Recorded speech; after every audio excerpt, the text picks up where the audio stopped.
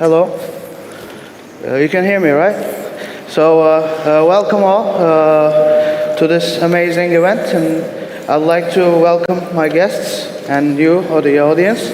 So my guests today are Mr. Dmytro Matviiv from Hacken Proof, Ms. Ecehan Yıldırım, who is an innovation development specialist at Turk Telecom, and Mr. Serb, Vice President of Business Development at MultiversX. So I'd like to welcome you all and the audience.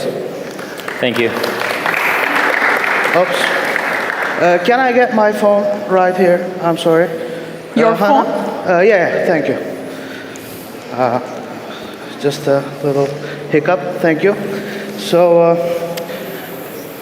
first I'd like to ask my esteemed guests to tell a little bit about themselves and the companies and the projects that you're working on. Please, Mr. Hello everyone, I'm Dmytro. I'm still HackenProof. It's a part of Hacken. So we actually one of the biggest Web3 security providers.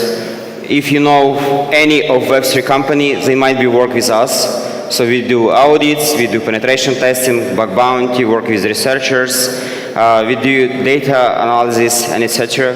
So would be happy to provide any insights, help with security, and actually I'm here to discuss security topics. Thanks. Hi, it's Ecehan Yıldırım. Merhaba herkese. I'm Innovation Development Specialist at Turk Telecom, and I work for almost 7 years for AI and 5 years for blockchain. In my background, I work for blockchain companies how to integrate NFTs with AI or blockchains. And I did so many speech about blockchain and AI at TEDx, TRT documentary, NFT and IC, etc. Thank you. Thank you. Yes, sir. Marhaba, Turkey. I think I said that Yes, right. Marhaba, yes. Oh, thank you. Fantastic to be here with you guys today. My name is Daniel. I'm the Vice President of MultiverseX. Does any of you know Elrond Network? Elrond? Yeah. Yeah, happy days. That means we're popular. So we used to be called Elrond Network, and now we rebranded to MultiverseX. We're basically perhaps one of the most advanced blockchain infrastructure in the world at the moment. Our innovation has to do with sharding technology, if you're familiar with sharding. So we're basically a third generation high performance blockchain infrastructure. And we have about 500 different dApps that are built on top of our blockchain, from enterprises, DeFi, gaming, and all different sorts of things. So I'm looking forward to our discussion. That's great. So thank you for all your valuable inputs, and I'd like to, with your permission, advance to my first question, that you can discuss among yourselves if you agree or if you disagree. I'll just be a referee like in a football match. So, so my first question would be, how do you see the intersection of artificial intelligence and Web3 impacting security and privacy? You know, those questions arise all the time due to all the privacy scandals that happen all around the world.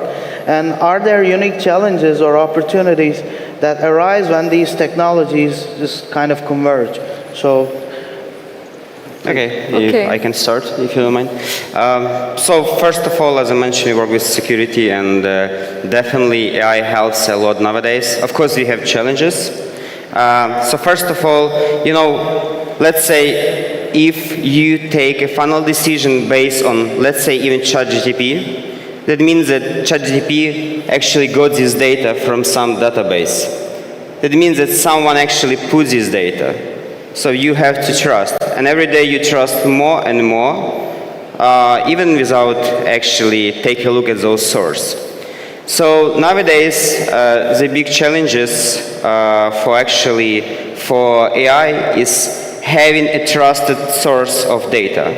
And actually, one smart guy actually mentioned one good point, that we need more trusted verifiers. And that is why the biggest challenge is right now to have more data and have more verifiers of those data.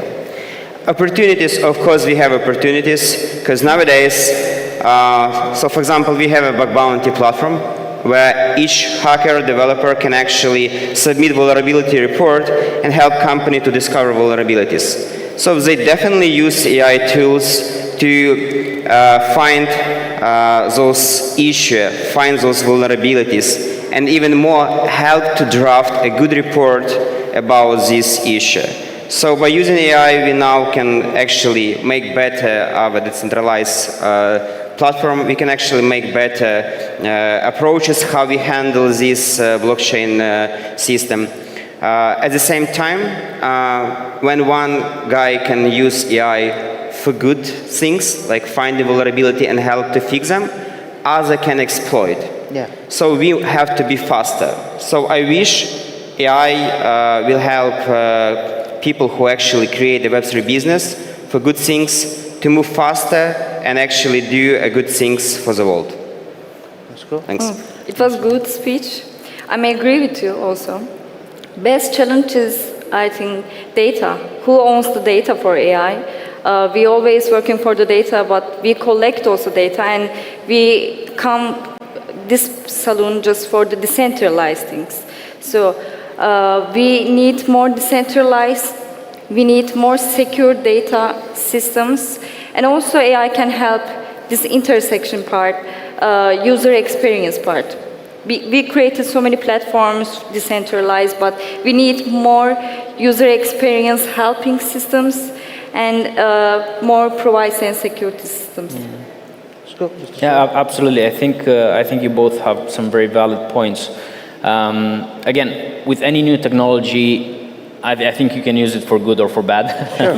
Yeah. So you definitely have, for example, AI that sort of, as my colleague mentioned, can identify vulnerabilities, can sort of, respond to threats automatically and do some pretty amazing things from that perspective. And then on the other hand, you can see the other side of the coin, where basically you can use AI to sort of destruct things and so forth.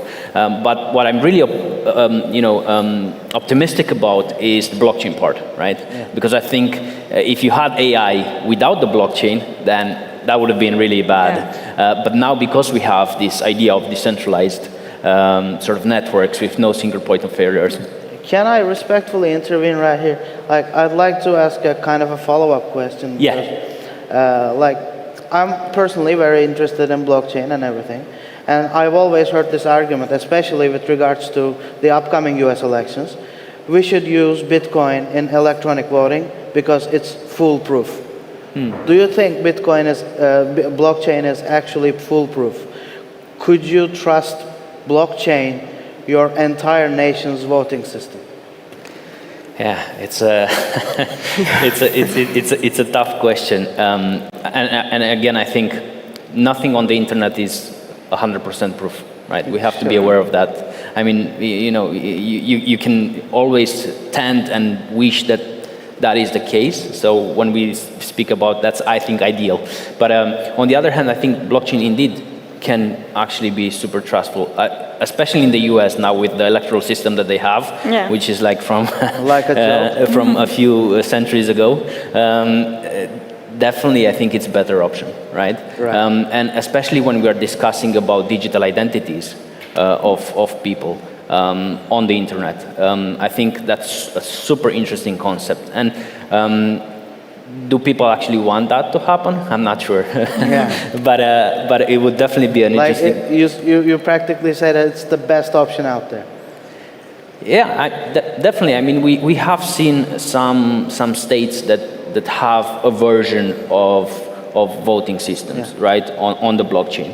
Of course, all those things can be improved and so forth. And I think, with the new generations, it takes a lot of actors to be flexible to work on this, right? So you need regulators. On the other hand, you need blockchain companies. On the other hand, you need enterprises that all come together with an open mind and say, we can bring these technologies forward and we can discuss about better systems. We have technology that can deliver better systems for our world, right? And blockchain technology actually plays a super important role in that aspect.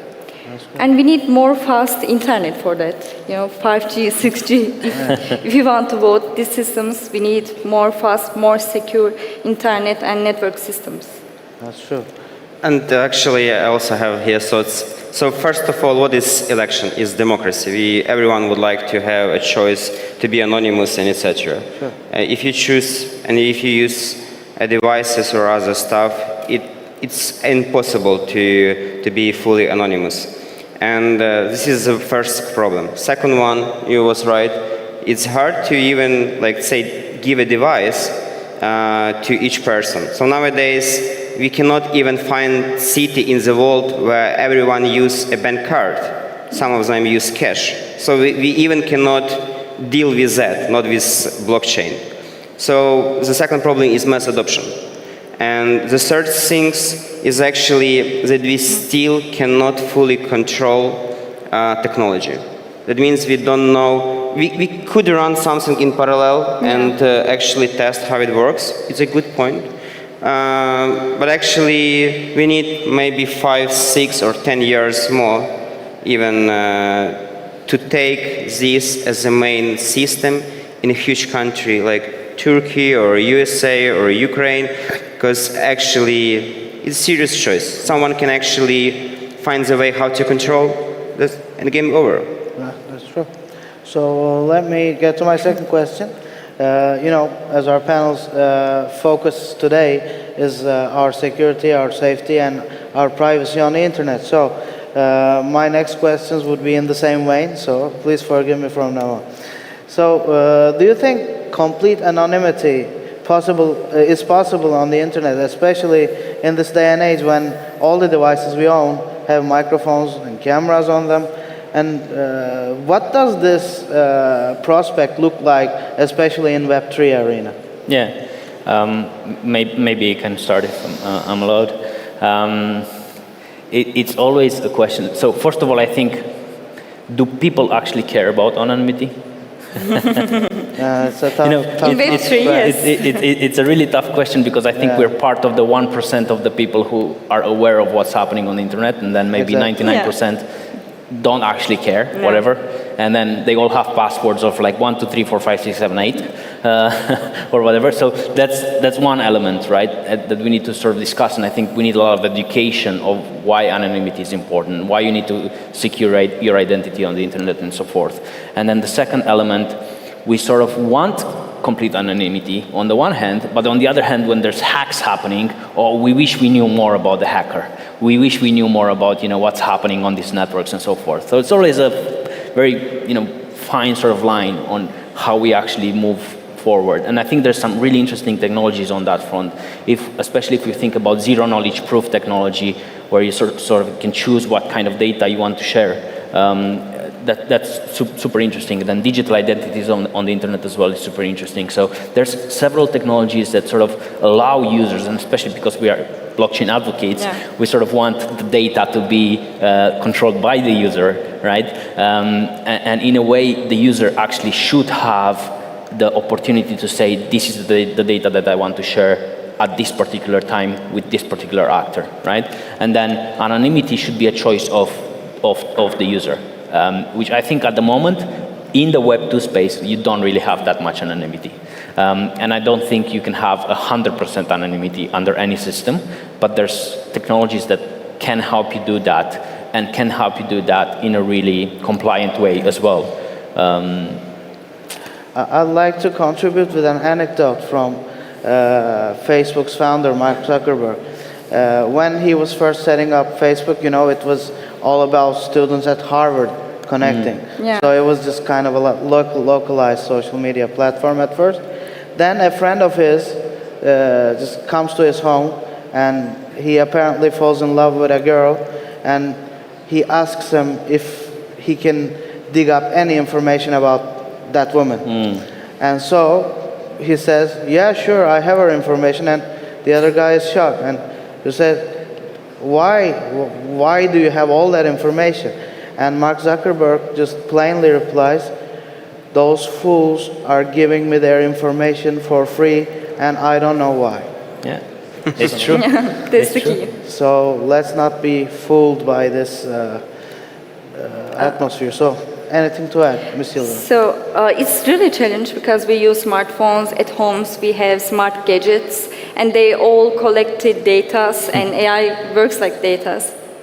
And as a Web3 lovers, we also focusing to cover our identity. But AI don't interested who you are.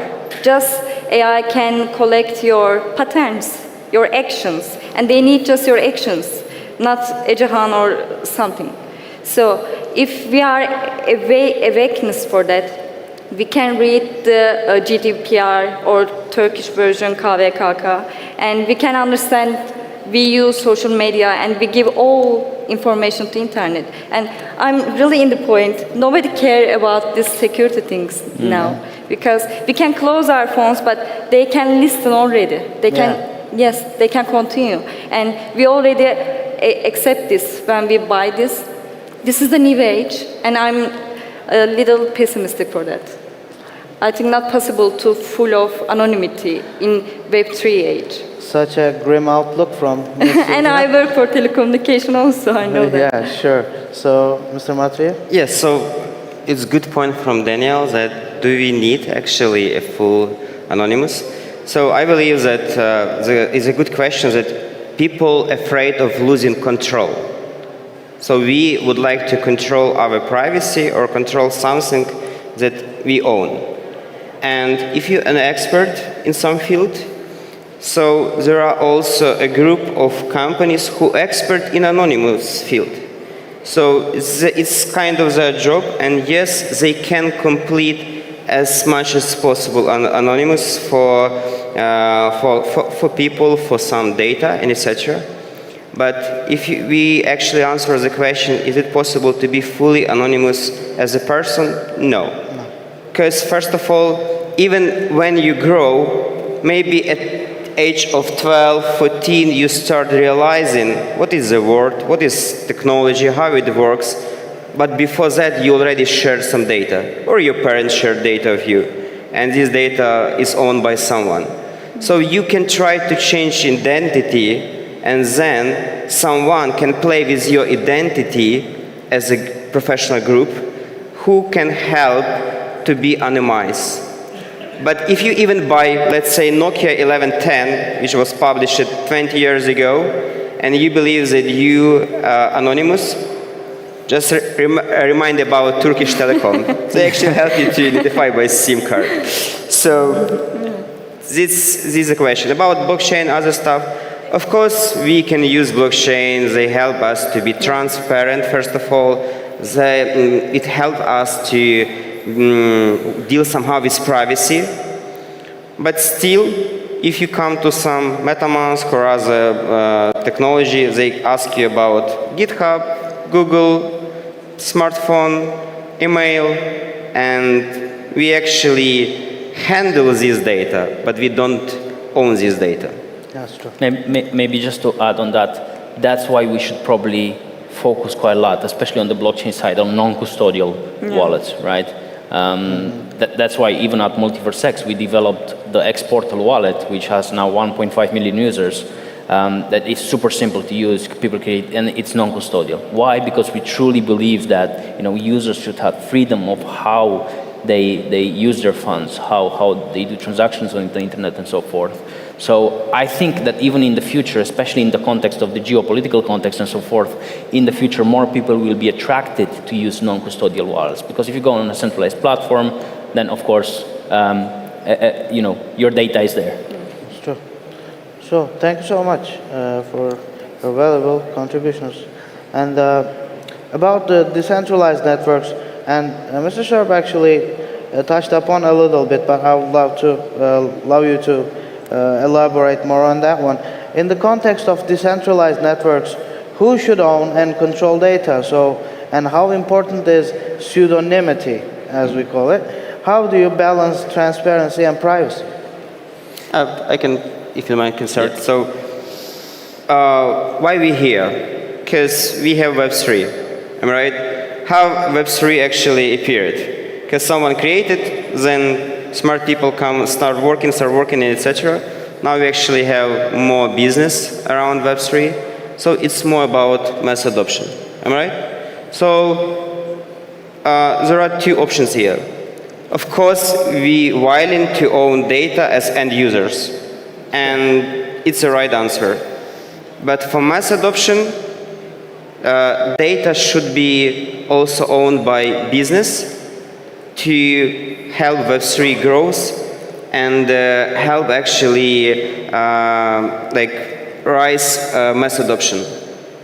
And actually institutional things have to help companies to be transparent, control, and know those actually things which allowed or not. Thanks. Mr. Serb? Yeah, I can definitely develop on that. I think I have a slightly different sort of opinion on that on that front. Of course, we created the blockchain, right? So, so we think that the data should be owned by the people.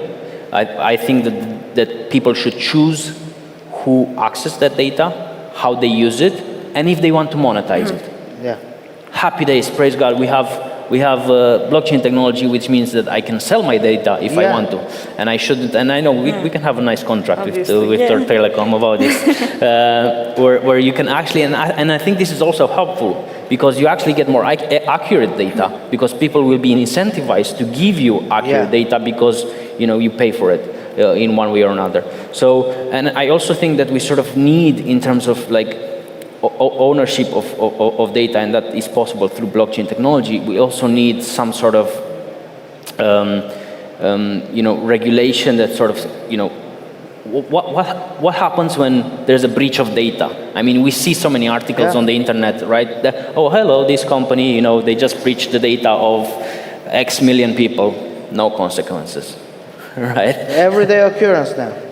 No consequences. So this is why I think blockchain technology can actually help in that direction. And I think the more people get educated about this, the more actually even governments get involved with this, then we get some really fair regulation towards the users. Because you have data protection, which I believe is bullshit. Excuse my language at this point, because there's so many websites. Do you get emails from websites that clickbait, clickbait content. You get emails from websites that you probably never accessed. So how is that data actually working, right? Well, we need blockchain technology to say this is my data, and I'm going to give you my data at this particular time, and maybe this particular portion. And I can imagine a future where even my medical data is in my wallet. And then when I go to the GP or when I go to a private clinic, I have all my medical history in my wallet on the blockchain, and I can say, hello, you cannot look at everything, but I allow you to look at this section of data.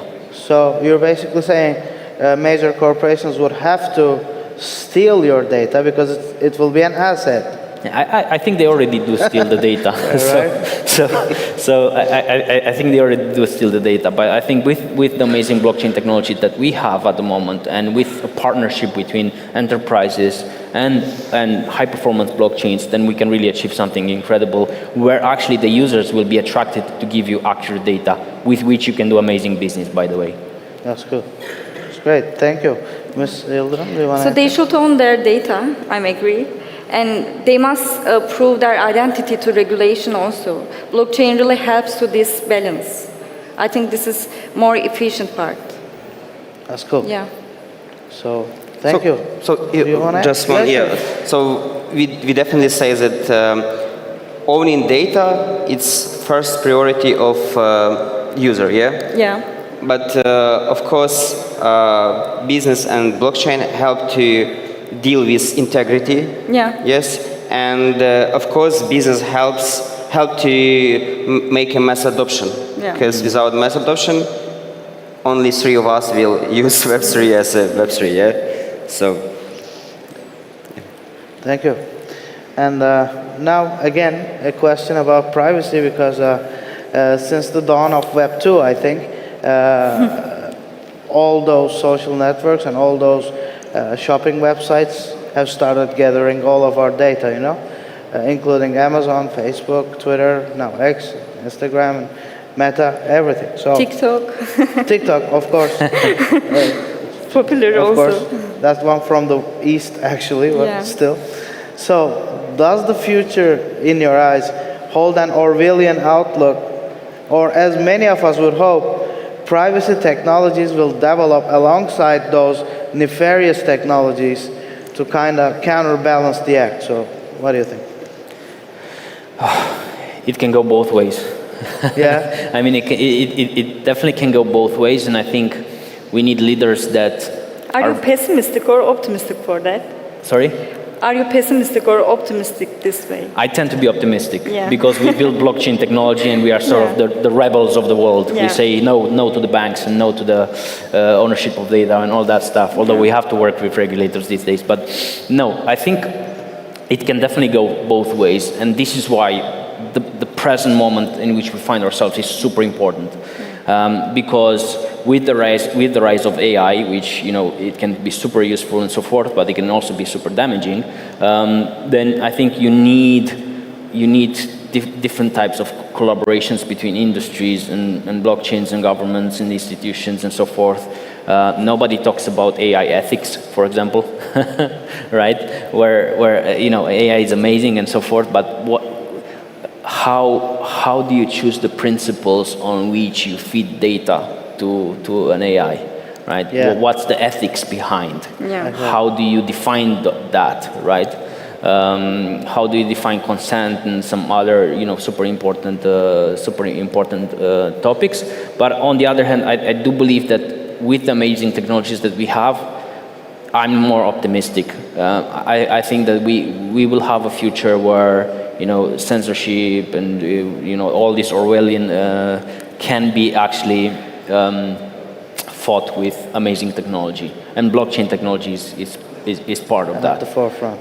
We do have at the moment tools that people use worldwide where they can protect themselves against malicious actors, whether that's governments or institutions or some dodgy companies. So I'm optimistic, but I think it can definitely go in both ways. I mean, if we're very honest, look what's happening at the moment in the UK with the censorship of data on the internet, right? It's madness. It's absolute madness. I mean, you can get arrested for posting something on Twitter or whatever. So people have been arrested for posting memes. Yeah. So we really do live in an interesting world, and I think we need to be very aware of what's happening, and I think we need to use blockchain technology much more, even for everything that we're doing, right? Yildirim? I think I'm optimistic. I think privacy technologies will develop alongside surveillance tools, and awareness is so important. 10 o'clock, and we are in here for talking about the privacy and AI, and this can change. We must check which device connected to the internet, which device I use, which data I give, and we can escape this Orwellian things with ethical principles. If we talk a lot these issues and ethical things with Web3 and AI with regulations, I think we can escape. And Gen Z helped this, I think. I know this TikTok, they use so different things, and they are more, encourage people and really encourage people, and they can change this Orwellian looks and this regulation. Let's go. So we mentioned Orwell George. So he's actually was, he written actually a novel in 1948, and he was writing about propaganda and how actually government can control data and users. And his actually novel name is 1984, so it's like Cross 48, and it's more about how we people in future can deal with propaganda and disinformation. So if you take a look at maybe almost 20 years ago, in 2008, we have those collapse of economy, and it's more about information that we consume and how we solve the world. So nowadays, with the blockchain, and actually blockchain appear next year after those collapse, we have a chance to be more transparent with everything around. So nowadays, if you go to the specific, let's say, website, you can see TVL or blockchain, you can see transactions, you can see who actually sell or buy, who own how much percentage of a company owned by a specific group of people, and etc.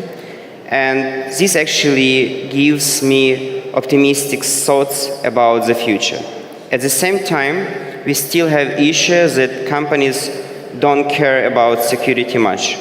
And so to compare nowadays and times where those novel was written, he also was caring about security. He says how actually people can control data. And nowadays, our main goal, while using AI and using blockchain, we need to care about how we care about data owning, how we care about security things. And of course, you mentioned that someone can steal data.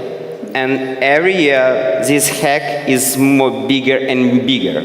And actually, we should just believe in a good and do our job. That's good. That's great contribution. Thank you. And my follow-up question to this would be like, what ethical considerations should be prioritized to ensure that these technologies benefit society without compromising privacy? Because, you know, at least a level of data collection is absolutely required, unfortunately, for technology to advance. We all know that. But like with the example of China, for example, implementing social credit system with all those cameras.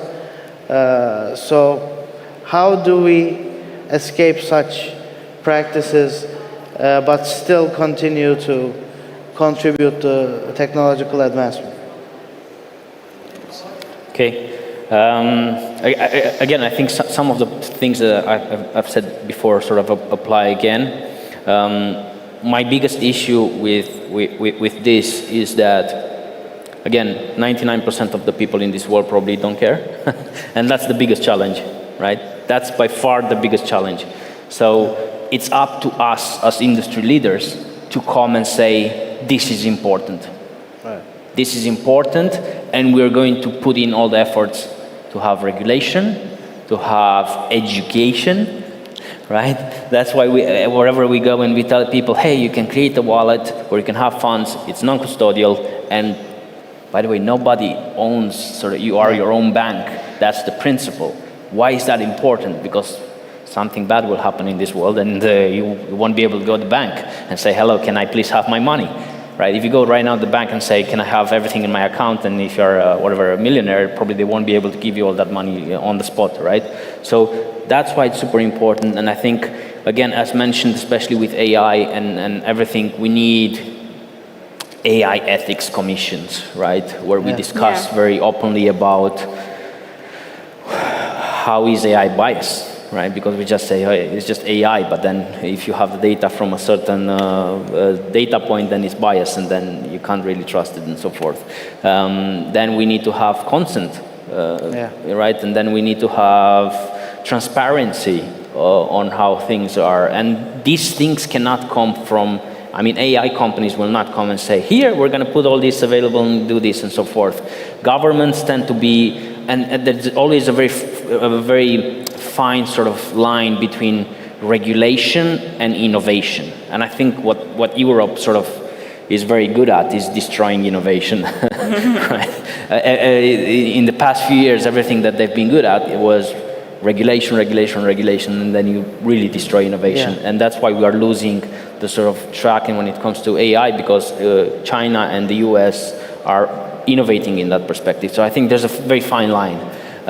Where we need to say, okay, we're going to let this technology move forward, we're going to keep an eye on it, and in the meantime, the industry leaders need to come together at the same table and say, with a very open mind, and say, we're going to use blockchain technology for transparency, we're going to use blockchain technology for security, but on the other hand, we're going to have a very close eye on the AI aspect, and then it's a teamwork. And I don't think it's easy. I think it's tough, but some of the industry leaders and also ourselves with MultiverseX, we're actually involved in discussions with governments in Europe on these topics.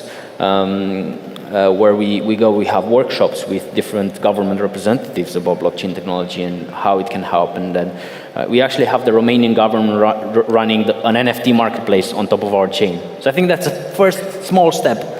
Yeah. In the sense that they get acquainted with these technologies, and probably later on they'll say it's not so bad actually. If you want to do money laundering, then it's probably better to use cash than crypto. Can I ask you? I just want to give a question to Daniel. Do you believe government actually implemented those platforms because they really would like to push like blockchain and all Web3, or they feel like they losing taxes because of end user and citizens? No, to be honest, I think people would actually be happy to pay taxes. I'm honest about this. I know it sounds crazy, but if you if you have some really interesting policies, for example, there are countries where if you hold the crypto for 1 year, then they don't tax you. What does that mean? It means it encourages people to become investors. Yeah. And then you don't have this volatility on the crypto market anymore, because you were going to invest in a particular startup or company and then hold it for 1 year, and then the mentality changes, right? So there's certain, let's say, tax policies that I think if they are implemented correctly, then more people will actually pay taxes and be happy to do so, and then move forward and use blockchain technology more. I genuinely think most of the governments don't have a clue, and they're scared. Right? They don't understand. They don't understand technology. They don't understand it, and because they don't understand it, it's the things that we're afraid of, we tend to push away, right? And you go and you talk to them about zero knowledge proof and secure proof of stake and whatever, adapted and sharding and all these things, and they go like, excuse me, can you hold up a minute, what are you talking about? This is rocket science, right? And it's up to us again. I think it's on us to educate them. Yeah. It's on us, and let's be. I'm going to just add one more line, and then I promise I shut up. And let's be honest about the state of our industry. I mean, if God forbid there's real adoption in the blockchain space, the majority of the blockchains that you see in the top 10 coin market cap right now will crash. The majority. And people don't care about technology at this point. It's all about speculation. It's all about whatever. We're having fun, speculation, all these elements, all this. And then we want to act as a serious industry. We need to have a serious conversation about this. Yeah. We need to actually look into technology and take it serious. Because if we are speaking with the big boys in this world, and governments and enterprises and institutions, they want to have networks that actually work, that actually don't crash. Yeah. They want to have networks that actually are reliable. And if we don't have a serious conversation about hardcore technology, then I think we're probably going to delay this thing for another 20 years. We'll probably be old people having a panel discussion. Oh, it was fun times at that time. You mentioned about some fun, and just a few months ago, it was a boom of meme coin. Everyone like, let's make meme coin. And it's fun. I mean, it's fun. It's fun, right? Yeah, you can spend some money. Here's a monkey. Here's whatever, and I love that. I think it's part of the culture.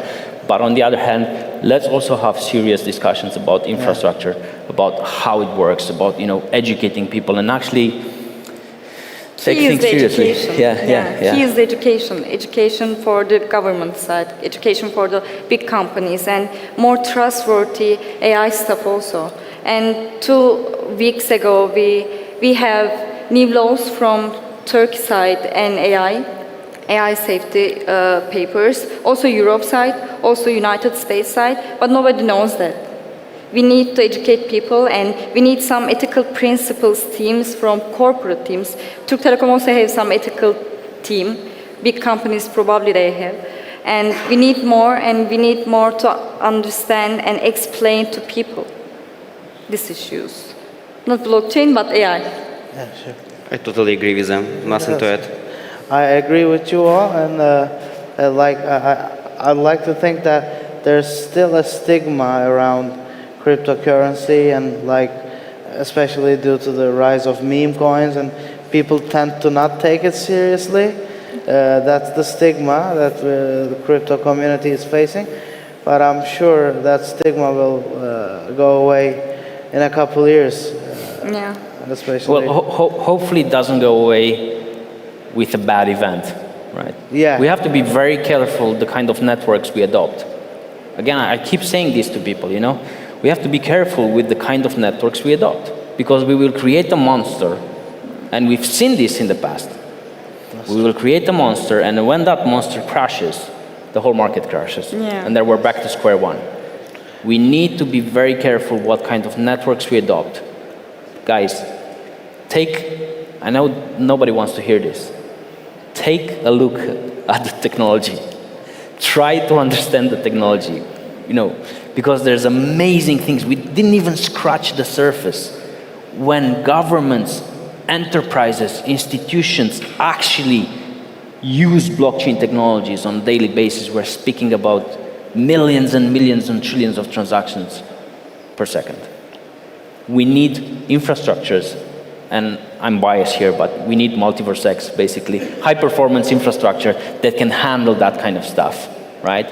And unless those things happen, we will be creating monsters that will eventually crash, and maybe you can save this in some video and later post it after a few years, that will later crash, and then we'll be back to square one. So, careful. Thank you. Any other remarks before we conclude? Thank you. Thank you. Question, do you have? No, like, if any other remarks. I'm so optimistic for these technologies, especially for AI, and I'm really love to see some generative AI things and AI integration with Web3, because Web3 gives some decentralizing also. They really secure our data, because AI can create also fake data. And we are also in deep fake age. This is not the point, I know, but this is also important things, and blockchain can cover us, this deep fake or bad speculation things. And I'm so optimistic for this integration. Sometimes I'm not so optimistic for the climate change things, but this is the general issue for the market. And we should follow also these issues to use more effective solutions. And thanks. Thank you, Mr. Matviiv. Yeah, so first of all, thanks for organizing this panel discussion. Sure. When you think about crypto blockchain, what first comes into your mind, money or technology? This is where you are, if you're thinking about specific things. Second, a few years ago, you was wake up and like, hey, oh my God, I was without internet 7 hours. What happened in the world? How I can learn everything is hard to remember, and etc. Nowadays, you download ChatGPT, pay $20. Okay, everything in my phone. I can actually have summary. And but first of all, what Daniel actually mentioned is good. That don't hesitate to come to companies like MultiversX, Turk Telecom, or Hacken, and just ask, do you have any case study? Do you know, can we participate on learn something? No one will reject having a call with you. Even if you are not our, let's say, client, you can come, you can set up a call, you can find out some data, and even have, I don't know, Twitter Space workshop. That's cool. So I'd like to conclude here. I want to thank my esteemed guests and the audience for attending this panel. So thanks so much. Thank you so much Thank you for coming.